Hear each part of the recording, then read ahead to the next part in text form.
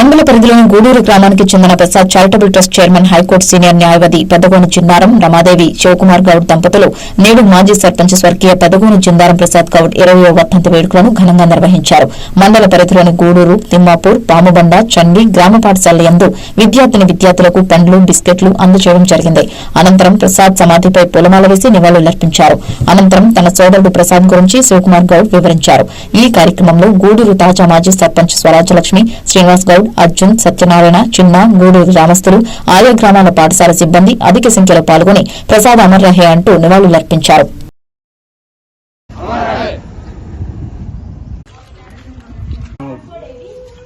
దివంగత జిన్నారం పెద్దగోని ప్రసాద్ అప్పటి సర్పంచ్, ఎంపీటీసీ, ప్రజల గుండెల్లో చిరస్థాయిగా నిలిచిపోయిన ప్రజాసేవకుడు. వారి 20వ వర్ధంతి సందర్భంగా ఇక్కడ ప్రసాద్ విగ్రహానికి నివాళులర్పించి అక్కడ ప్రసాద్ సమాజ్ దగ్గర కూడా నివాళులర్పించిన తర్వాత ఇక్కడ గూడూరు గ్రామంలోని ప్రైమరీ స్కూల్లో పిల్లలకు పళ్ళు, బిస్కెట్లు డిస్ట్రిబ్యూషన్ చేయడం జరుగుతుంది. అదేవిధంగా ఈరోజు వివిధ గ్రామాల్లో అన్ని స్కూళ్లలో చందిలో మన సురేష్ ఆధ్వర్యంలో అక్కడ యువజన సంఘం వాళ్ళు అక్కడ పిల్లలకు పండ్లు, బిస్కెట్లు డిస్ట్రిబ్యూట్ చేస్తున్నారు.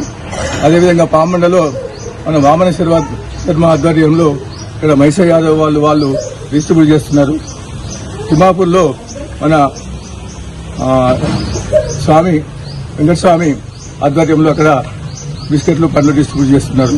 ఈ విధంగా లంబాటాట లొకేషన్ ఎక్కడికక్కడ వాళ్ళకి చెప్పాము. వాళ్ళు ప్రసాద్ వర్ధంతి సందర్భంగా కార్యక్రమాలు చేపట్టారు. మీకు అందరూ తెలుసు, మనం ఎన్నో కార్యక్రమాలు చేశాము. 20 సంవత్సరాలు అవుతుంది. 20 సంవత్సరాల నుంచి కూడా మనము ₹1,00,00,000 వెచ్చించి మండలం అంతటా కూడా ఎన్నో సేవా కార్యక్రమాలు చేశాం.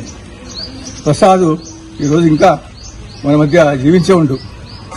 ప్రసాద్ మరణించి అనుకోవడం లేదు, మేము మన మధ్య ఉన్నాడు. ఇంకా అంతే కార్యక్రమాలు జరుగుతున్నాయి. ఇంకా భవిష్యత్తులో మన గూడూరు గ్రామానికి చిరస్థాయిగా ఉండే కార్యక్రమం చేపడతాం. అతి త్వరలో దాన్ని కూడా మేము ప్రకటిస్తాం అని తెలియజేస్తూ ఈరోజు ఈ కార్యక్రమానికి వచ్చి మీ అందరికీ కృతజ్ఞతలు తెలుపుతూ నేను సెలవు తీసుకుంటున్నాను. జై హింద్.